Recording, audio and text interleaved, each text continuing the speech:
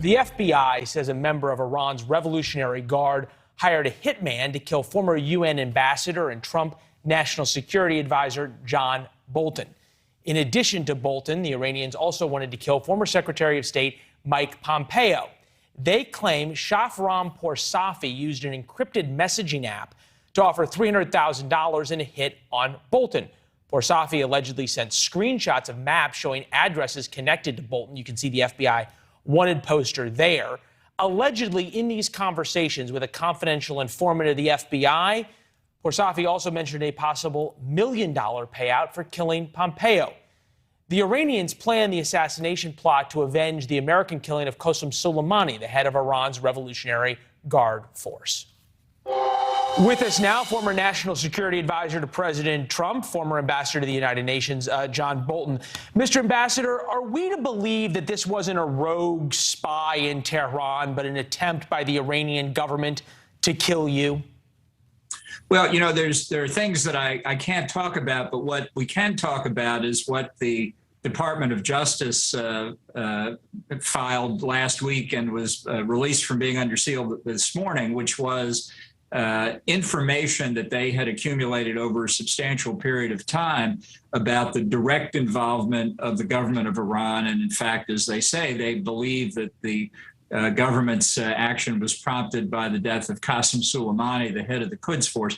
So this is the sort of document, this is not chatter on the internet, this is not even intelligence intercepted here or there. This is a sustained effort here of putting all this information together that leads to the beginning of a criminal prosecution by the United States government, obviously a very serious decision. You've been a thorn in the side of the Iranians for a long time. You and I have been talking about their bad acts, their attempts to get nuclear weapons for well more than a decade now. Are you surprised?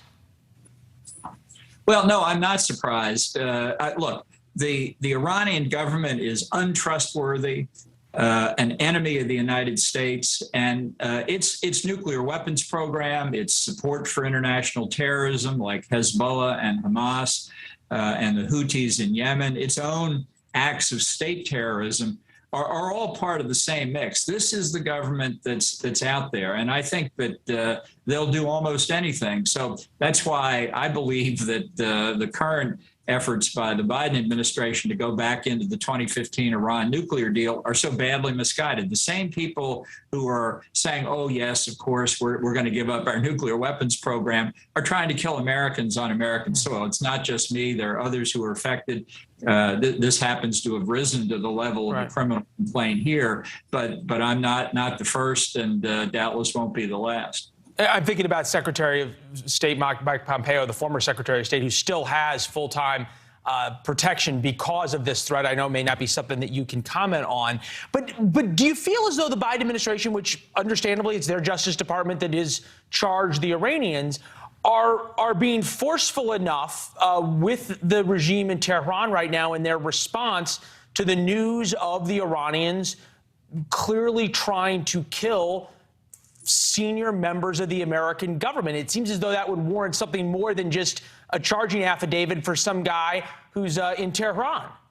Yeah. Well, look, Iran, going back to its assistance to Hezbollah in killing Americans in Beirut in 1983, its efforts to arm Shia militia in Iraq and kill American soldiers and diplomats there.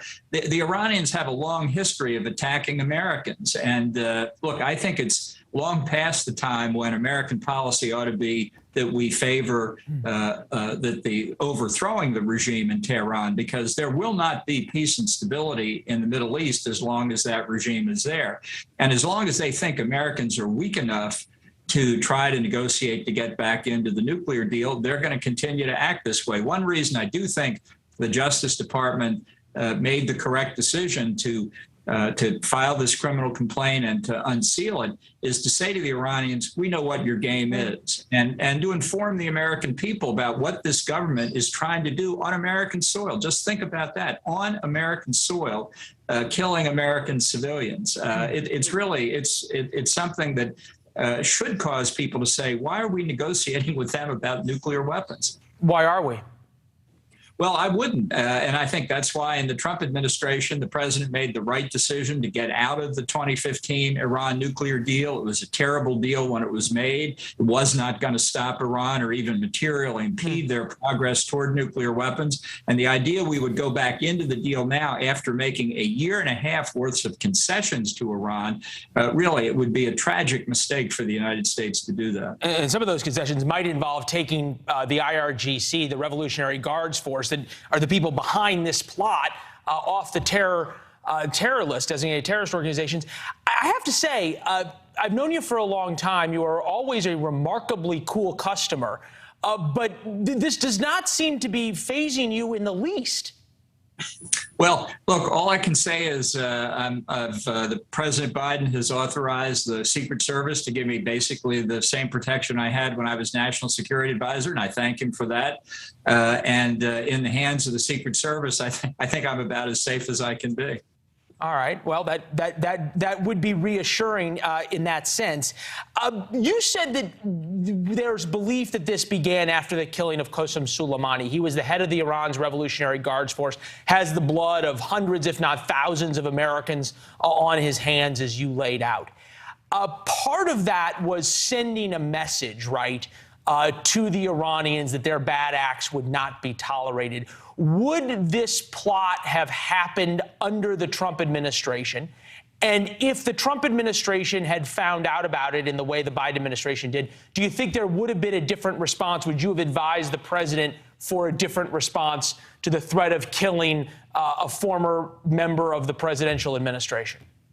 Well, in fact, it did begin during the Trump administration, and perhaps not just with respect to me. Again, there are plenty of things I don't know and besides couldn't talk about, but other Americans who might be threatened. The FBI has a process called duty to warn, which describes the circumstances under which they tell private American citizens that they face foreign threats. So my first contact with the Bureau on that, which was continuing, but came in early 2020 during the Trump administration. So there was information out there about this Iranian threat even back then. All right, well, so play this out. You know, President Trump ordered the killing of Qasem Soleimani after the attacks on the U.S. embassy in Iraq by the Iranian-backed militias.